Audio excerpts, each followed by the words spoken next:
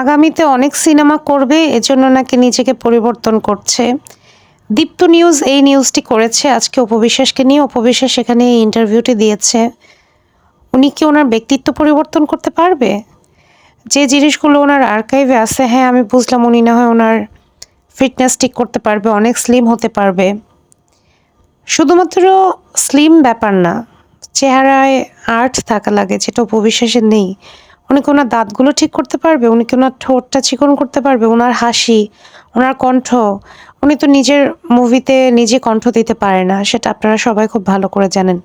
উনি কি ওনার অভিনয় প্যাটার্ন চেঞ্জ করতে পারবে? উনি যে শুধুমাত্র ভ্রু কুঁচকায়, কান্না করতে গেলে, টেনশন হলে, যেকোনো কিছুতেই উনি যে শুধু ভ্রু কুঁচকায়, উনি কি ওনার এই এক্সপ্রেশনগুলো চেঞ্জ করতে পারবে?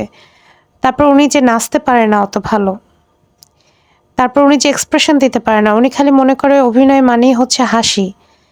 উনি যেকোনো আপনি উনার, আমি একটা কথা বলি, এই যে বিদ্যুৎ চমকালো এই মনের আকাশে, এই গানটা জাস্ট দেখবেন, ওখানে অপু বিশ্বাস খালি হাসে। ওখানে কিন্তু শাকিব খান ওনার সাথে গাইছে গানটা, সেখানে কিন্তু শাকিব খানের চেহারা এক্সপ্রেশন ছিল, কিন্তু অপু বিশ্বাস মনে করে নায়িকা হতে গেলে খালি মনে হয় হাসতে হয়। উনি খালি একটু পরপর হাসতেছে, যেখানে রোমান্টিক এক্সপ্রেশন দেওয়া দরকার, স্যাড এক্সপ্রেশন দেওয়া দরকার, সেখানেও সে হাসে।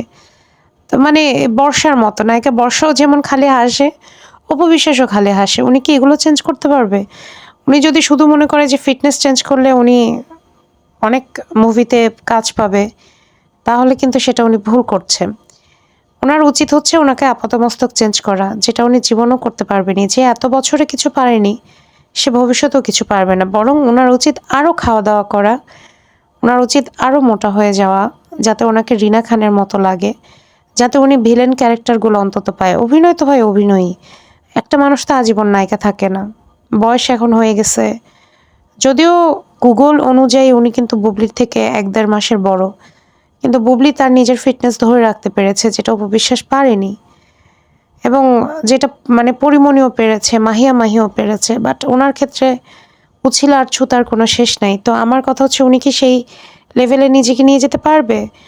আর বুবলি বলি, পরিমণি বলি, তারা কিন্তু ন্যাচারালি অনেক সুন্দর, বাট অপু বিশ্বাস তো আর্টিফিশিয়াল সুন্দর। সে কি তার হাতগুলো চিকন করতে পারবে? তার হাতের আঙ্গুলগুলো, পাগুলো, যেগুলো দেখলে মানে অনেক বয়স্ক বয়স্ক মহিলা লাগে, গ্রামের মানুষের মতো লাগে।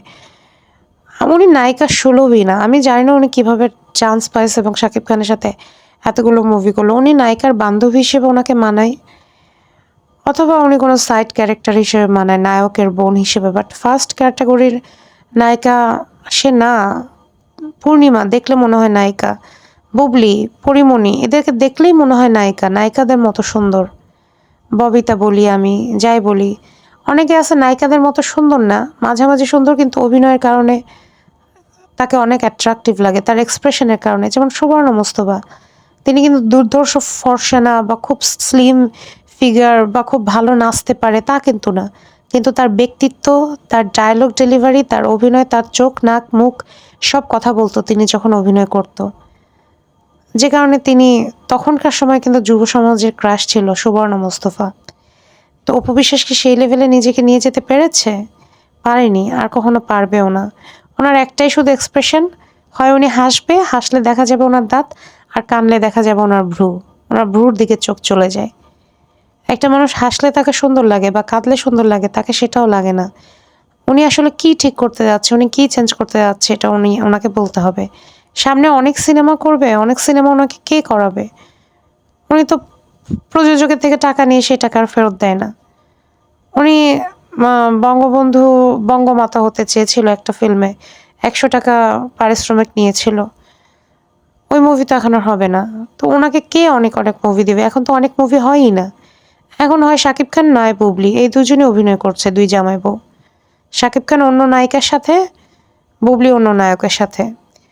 তাহলে এই ধরনের আকাশকুসুম চিন্তা না করে ওনার উচিত আরও বেশি খাওয়া, যাতে করে অ্যাটলিস্ট ওনাকে মায়ের ক্যারেক্টার, ভাবের ক্যারেক্টারগুলোতে পারফেক্ট লাগে।